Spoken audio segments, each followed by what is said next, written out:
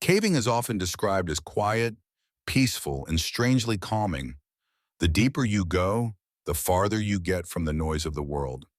No wind, no traffic, no phones, just rock, darkness, and your own breathing. But that same isolation is what makes caving so unforgiving. When something goes wrong underground, there's no quick escape, and sometimes no escape at all. The first case comes from a group of experienced cavers exploring a well-known cave system they had visited dozens of times before. There were four of them, all trained, all equipped with helmets, lights, ropes, and radios. The plan was simple: enter, explore a new side passage they hadn't mapped yet, and be out before nightfall.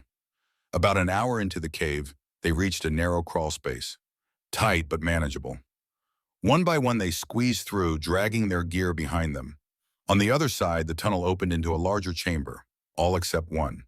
The last man in the group got stuck halfway through. At first, it wasn't panic-inducing. He joked about it, trying to wiggle himself free. The others tried pulling from the front. No movement. He tried backing out. Nothing. The cave walls were pressing against his chest. Minutes passed. His breathing became faster. The tighter he tensed, the less space he had to move. They tried everything, adjusting his position, removing his backpack, even lubricating the rock with water. Nothing worked. After nearly an hour, he began to panic. His breathing turned shallow. He started shouting that he couldn't get air. The others tried to keep him calm, but underground, panic spreads fast. Eventually, rescue teams were called. By the time help arrived, it was too late. The pressure on his chest had made it impossible for his lungs to fully expand. He suffocated, trapped in a tunnel barely wider than his body. The group exited the cave in silence. The crawl space was sealed permanently afterward.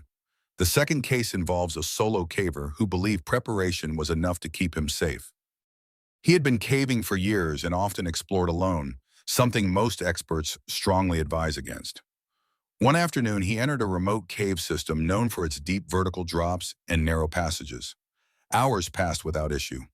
Then his headlamp flickered. He still had backup lights, but the cave was colder than expected. Moisture dripped constantly from the ceiling. His gloves were wet, his hands numb. While descending a vertical shaft using rope, he made a small mistake. His foot slipped. The rope burned against his glove, and he lost his grip for just a second. He fell. The drop wasn't far enough to kill him, but far enough to break his leg. Alone. In total darkness except for his headlamp. He tried to radio for help. No signal. He tried to climb back up. Impossible with a broken leg. For hours he stayed there, conserving his light, shouting periodically, hoping someone might hear him. No one did. This cave saw very little traffic. Eventually his lights began to die. When his headlamp finally went out, he was left in complete darkness. No sound but dripping water and his own breathing. His body was found weeks later by another group of cavers. He had never made it out of the shaft. The third case is one of the most disturbing because of how slowly it unfolded. A group of friends entered a cave system popular with tourists, but they decided to venture off the marked paths into a restricted section. The tunnels there were smaller, less stable, and poorly mapped.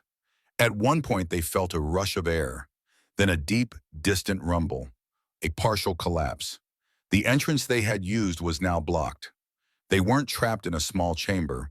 They had space to move, but they had no clear route back to the surface. They tried to retrace their steps, but the tunnels all looked the same: tight, winding, featureless rock. Their food ran out first, then their batteries. Rescue teams eventually found them nearly 3 days later. They were alive, but barely. Hypothermic, dehydrated, disoriented.